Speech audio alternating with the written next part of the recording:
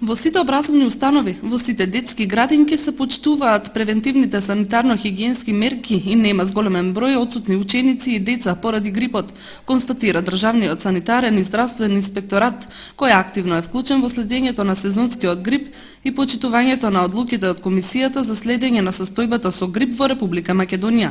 Инспекторатот донесе 528 решенија за детските градинки, за сите образовни установи, средни и основни училишта, како и за социјални установи.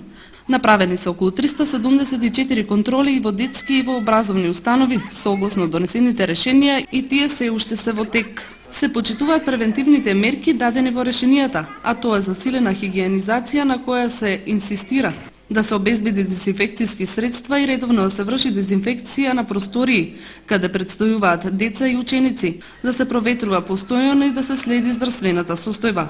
За секое значително отсуство е задолжено со решение училиштето и градинката да го извести инспекторатот, за да може доколку има такви случувања да се предземат дополнителни мерки.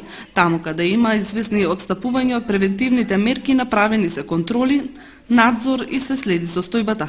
Според последните податоци од Заводот за јавно здравје во Кочани се регистрирани 24 случаи